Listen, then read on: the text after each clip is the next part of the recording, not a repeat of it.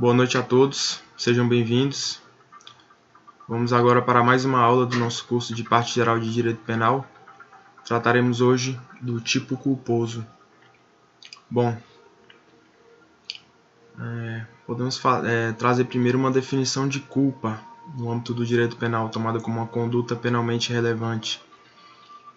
A conduta culposa seria aquela conduta que tinha inicialmente uma finalidade ilícita, mas que, no entanto, pela inobservância de um dever objetivo de cuidado, acabou acarretando um resultado ilícito, não querido nem desejado pelo agente, mas por ele previsível e que poderia ser evitado se tivesse adotada as medidas de cuidado cabíveis, né? Reformulando, conduta culposa. Na conduta culposa, o agente tem uma finalidade ilícita, no entanto, por uma falta de cuidado, pela inobservância de um dever objetivo de cuidado, aquela conduta que se dirigia a uma finalidade ilícita acaba produzindo um resultado ilícito que era previsível pelo agente e que poderia ser evitado. Quanto aos elementos do crime culposo, só um minuto que eu vou pegar um copo de água. Bom, continuando. Quanto aos elementos do tipo culposo, nós podemos listar, e eu peço que vocês anotem essa listagem, porque posteriormente nós vamos tratar de aspectos mais detalhados de cada um desses elementos que eu vou enunciar agora para vocês. Uma conduta humana voluntária. Primeiro elemento, conduta humana voluntária. Segundo elemento, inobservância de dever objetivo de cuidado. Terceiro elemento, resultado lesivo. Quarto elemento, nexo de causalidade. Quinto elemento, previsibilidade. Sexto elemento, tipicidade. Bom, agora quanto ao primeiro elemento, conduta humana voluntária. Essa conduta humana voluntária, ela pode ser tanto omissiva quanto comissiva. Quer dizer, pode consistir tanto em não fazer, em não tomar as medidas de cuidado devidas, né? Quanto não fazer uma atitude sem a observância das medidas de cuidado devidas, né? Essa conduta abarca tanto a ação quanto a omissão. O segundo elemento, inobservância de dever objetivo de cuidado. O dever objetivo de cuidado, ele é uma regra de comportamento, né? Uma regra, uma espécie de não sei se chega ao âmbito de uma regra ética, mas é um padrão mínimo de observância ali, de cuidado a ser adotado. Por exemplo, se você está dirigindo, você deve respeitar as leis de trânsito ali. Tem uma placa pare, você deve parar. Tem uma placa ali dê preferência, deve dar preferência, sinal vermelho, amarelo e etc. Usando o exemplo do trânsito fica mais fácil a visualização, porque já há uma normatização, né? Mas pode ser que seja uma normatização não escrita, né? Ao contrário do que se dá no Código de Trânsito, que tem uma normatização escrita e que a gente aprende ali na autoescola e etc. Pode ser que haja uma normatização não escrita, por exemplo, não sei se há alguma lei que diga isso, acredito que não, mas que, por exemplo, que você não deve deixar um bujão de gás do lado de uma fogueira, por exemplo, ou mexer com fogo perto de um bujão de gás, né? Não necessariamente há uma lei ou há um regramento que trate sobre isso, mas é uma norma de conduta que deve ser observada por todos e que está na consciência de todos, né? Ninguém pode alegar que desconhece essa norma. Pode alegar validamente, né? Isso é apenas uma ilustração que há determinadas normas essa inobservância do dever objetivo de cuidado pode consistir na observância de uma norma que não está positivada no ordenamento jurídico, mas que é um dever geral de cuidado que nós temos que ter. Por exemplo, não deixar e isso vem até escrito nos rótulos, não deixar produtos venenosos em lugares acessíveis a crianças, né, crianças pequenas e etc.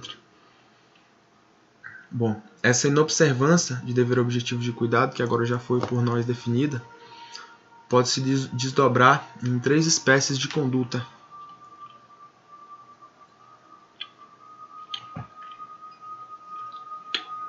São elas a negligência, a imprudência e a imperícia.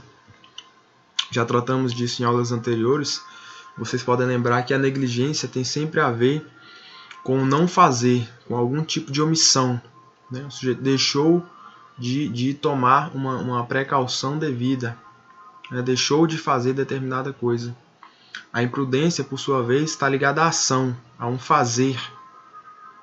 A imperícia vai ter sempre um vínculo com uma profissão, arte ou ofício, um erro ali no exercício da profissão, uma inobservância de uma regra técnica ali específica de uma determinada profissão, de um determinado ofício. Passando agora para o próximo elemento, o resultado lesivo. Esse resultado lesivo, ao contrário do que ocorre com o dolo, deve ser um resultado não querido, um resultado não assumido e deve ser um resultado naturalístico, quer dizer, ele deve produzir uma modificação no mundo exterior. Vocês sabem que nos crimes dolosos, aos crimes dolosos formais, que nós vamos ver ainda, né, e que não há necessidade de produção do resultado naturalístico, mas a mera ofensa à norma, ali, a mera prática da conduta, independentemente da modificação no plano dos fatos, no mundo concreto, já dá ensejo à caracterização de um crime. Ao contrário, nos crimes culposos, o resultado deve ser sempre naturalístico, deve sempre haver a produção de uma modificação no mundo exterior, quer dizer, no mundo real aqui, não basta uma lesão jurídica abstrata, né? Aqui existiu uma lesão concreta, uma lesão real, né? Repetindo, o resultado lesivo, 3 características: resultado não querido, não assumido de nenhuma forma pelo agente, e um resultado naturalístico, quer dizer, que produz uma modificação no mundo exterior. Passando ao próximo elemento, quarto elemento, nexo de causalidade. O nexo de causalidade, como também já tratamos, é o liame entre a conduta do agente e o resultado lesivo produzido, né? Essa conexão, né? É uma espécie de uma relação de causa e efeito, né? A causa foi a conduta e o efeito o resultado lesivo. O quinto elemento é a previsibilidade.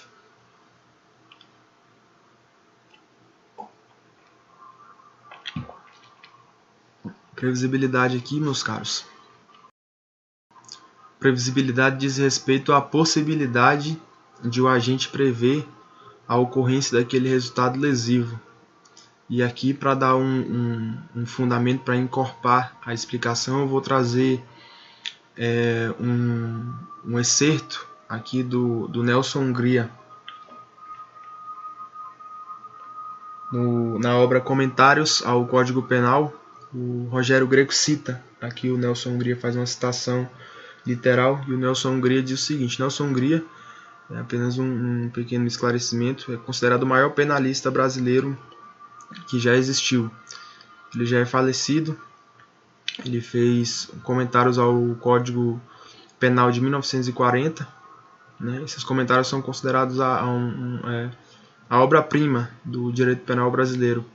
Se vocês tiverem interesse em pesquisar um pouco mais sobre a biografia dele, há no YouTube, no canal Tempo e História, que é um canal de um programa da TV Justiça, há ali uma pequena biografia de 30 minutos que conta um pouco sobre quem foi Nelson Hungria.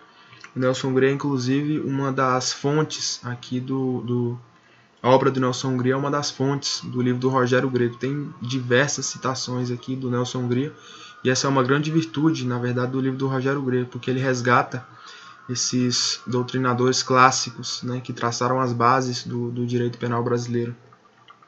Bom, vou ler aqui o trecho da obra do Nelson Hungria, citada pelo Rogério Greco. Existe previsibilidade quando o agente, nas circunstâncias em que se encontrou, podia, e aqui eu grifei, segundo a experiência geral, ter representado como possíveis as consequências do seu ato. Previsível é o fato cuja possível superveniência não escapa à perspicácia comum. Por outras palavras, é previsível o fato, sob o prisma penal, quando a previsão do seu advento, no caso concreto, podia ser exigida do homem normal, do homo medius, do tipo comum de sensibilidade ético-social. Só por esse trecho aqui vocês já percebem o grau de refinamento, de acuidade do Nelson Hungria, né? Bom, o que nós podemos extrair disso aqui é que a previsibilidade não significa necessariamente a previsão em concreto, mas a possibilidade que o sujeito tinha de prever a ocorrência daquele resultado. E essa possibilidade é vista à luz do homem médio, quer dizer, o homem com uma sensibilidade, com um ético-social, nas palavras do Hungria, com uma inteligência normal. Qualquer homem de razão razoável poderia prever a ocorrência do resultado. Essa é a previsibilidade. A previsibilidade, agora já retomando aqui as minhas notas, um nível infinitamente abaixo aqui do Nelson Hungria, ela se desdobra em objetiva e subjetiva. A previsibilidade objetiva é essa que nós acabamos de extrair aqui das lições do Nelson Hungria, que diz respeito à representação da possibilidade de ocorrência do resultado, quer dizer, o sujeito com a possibilidade de conceber aquele resultado segundo uma experiência geral, né? Como o Hungria fala aqui, o homem médio. A previsibilidade subjetiva, que já é uma outra delimitação, diz respeito à possibilidade de conceber aquele resultado à luz, tendo como paradigma ali as condições pessoais do agente. Quer dizer, se eu sou um, vamos supor, pegando novamente o exemplo do trânsito, acho que nós podemos traçar um paralelo. Uma pessoa que tirou a carteira agora, ou então um motorista comum, né? Ele tem um tipo de previsibilidade ali do que pode ocorrer no trânsito, né? Um homem médio comum. Agora, por exemplo, um taxista, ou então um motorista que recebeu um treinamento especial, né? Ele tem um tipo de previsibilidade diferente, né? Ele tem um grau de conhecimento maior do que pode ocorrer ali, ele tem um domínio maior ali das questões de direção e etc.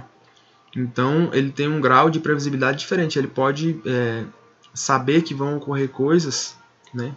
Que de repente um motorista normal, um homem comum, não poderia prever, né?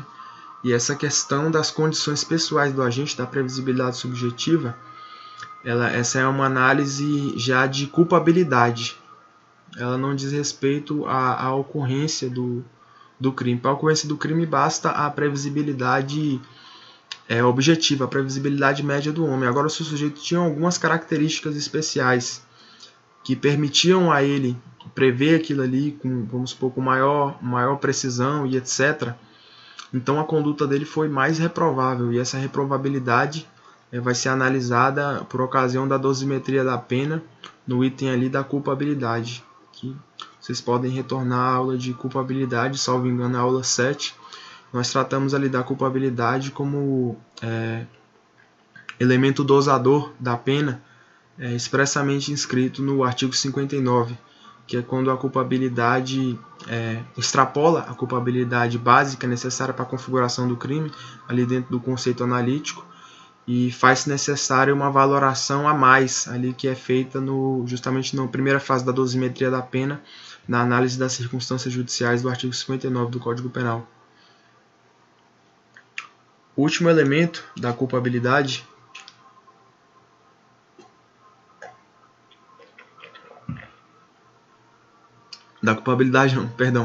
do tipo culposo, o último elemento do tipo culposo é a tipicidade.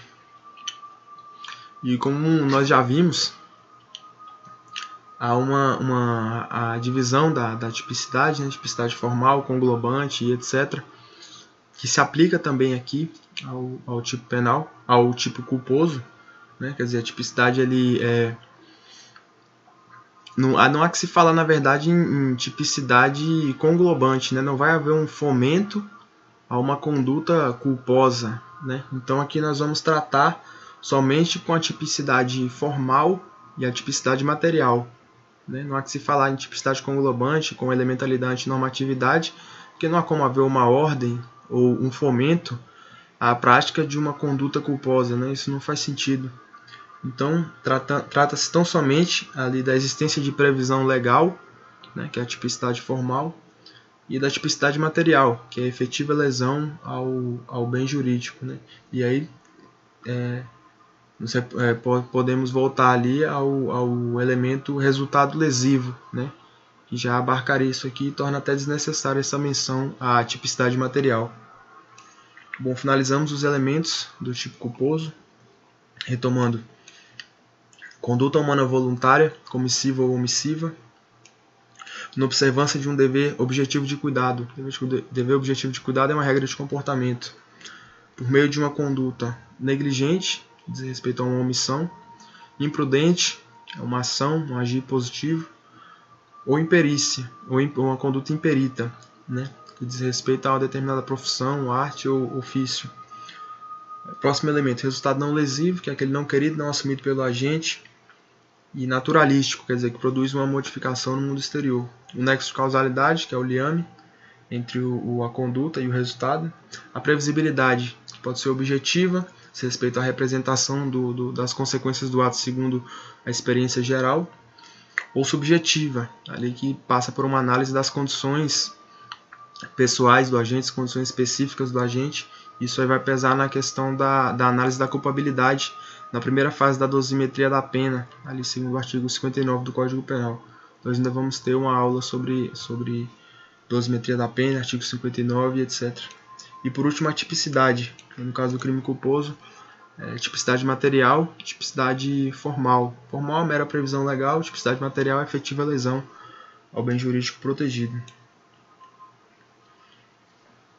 Uma nota importante sobre o tipo culposo é que ele é sempre um tipo aberto, quer dizer, não há como existir uma delimitação específica dos meios com que o agente pode praticar um crime culposo, porque isso os meios são infinitos, né? Você pode agir com culpa por diversos meios, né? Então não teria como o legislador listar todos esses meios em que você estaria incorrendo em uma conduta negligente, imprudente ou imperita.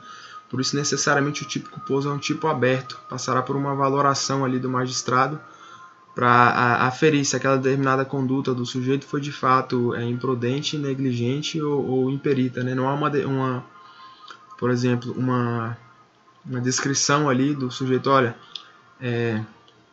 acender um palito de fósforo perto de um bujão de gás com a válvula não revisada, a válvula semi-aberta, coisa do tipo, pena de reclusão de X a tantos anos, ou então deixar muito óleo no chão ali na frente de um banheiro de idosos, né? X anos de detenção, né? Não há como fazer essa previsão porque as possibilidades são infinitas. Então o tipo culposo é sempre um tipo aberto.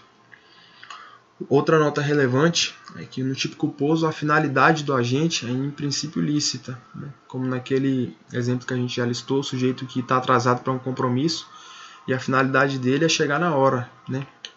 Agora, os meios, no crime culposo, os meios é que são inadequados, né? E esses meios inadequados acabam produzindo um resultado ilícito.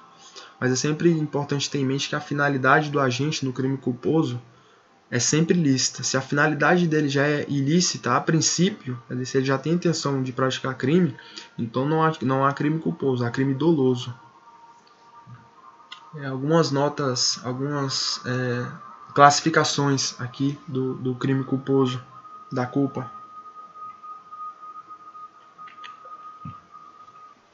Rogério Greco lista aqui três desdobramentos aqui da culpa, ou 3 categorias. Seria a culpa consciente, a culpa inconsciente e a culpa imprópria. Na culpa consciente, é uma modalidade que tem uma linha bastante tênue, dividindo a culpa consciente do dolo eventual.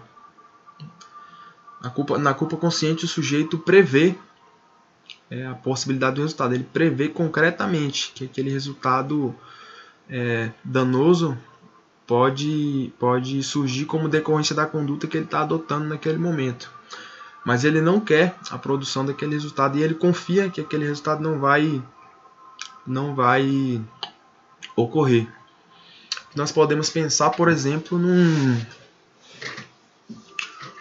numa apresentação, acho que numa apresentação de circo, né? O sujeito é um exímio perito ali, lançador de facas ou cuspidor de fogo, ou algum outro tipo de conduta ali arriscada, né? Mas ele tem total domínio, faz aquilo há 30 anos, 40 anos, sei lá, nasceu já fazendo aquilo. Então ele coloca a mulher ali naquele alvo, né, e lança as facas ali, sabendo, olha, existe concretamente a possibilidade aqui de eu errar, essa faca parar na garganta aqui da mulher ou atingir o corpo dela de alguma maneira e isso aí produzir uma lesão corporal ou até a morte, mas eu confio plenamente na minha habilidade aqui, eu não quero que ela se lesione de nenhuma maneira e eu tenho plena confiança de que esse resultado não vai ocorrer. Mas se porventura ocorrer, vamos supor que a faca atinge a mulher que está ali no alvo, produz uma lesão corporal, morte, etc. O sujeito vai incorrer no crime de homicídio culposo, na modalidade culpa consciente, né? E por que não dolo eventual? Porque ele não assumiu o risco de matar a mulher. Seria uma situação diferente. Um sujeito, um exibido, né? Um amostrado e tal, coloca uma pessoa aí nessa mesma posição ali e fala, olha, eu vou tirar essa lata aqui da sua cabeça com um revólver, tá entendendo? Com um tiro de revólver. E dentro da mente dele, ele já concebe, se eu matar esse cara aqui, dane-se, não tem importância, morreu, morreu, meu negócio aqui é aparecer. Quer dizer, se o sujeito assumiu o risco e aceitou o resultado como possível e não se importou com a produção do resultado, dolo eventual. Agora, se o sujeito confiou plenamente que o resultado não ia ocorrer e não queria de maneira nenhuma a produção do resultado, é culpa consciente. Culpa inconsciente é a modalidade básica, né? A modalidade clássica. O sujeito tinha a previsibilidade, quer dizer, por um critério do homem médio, ele poderia prever que poderia ocorrer aquele resultado, mas ele não previu concretamente, né, que aquele resultado ia existir. É o tipo básico da culpa. E a culpa imprópria. A culpa imprópria tem 4 notas distintivas. Existe a situação de uma discriminante putativa, existe um erro evitável, uma ação dolosa e uma responsabilidade por culpa. Nós vamos tratar agora de cada um desses elementos.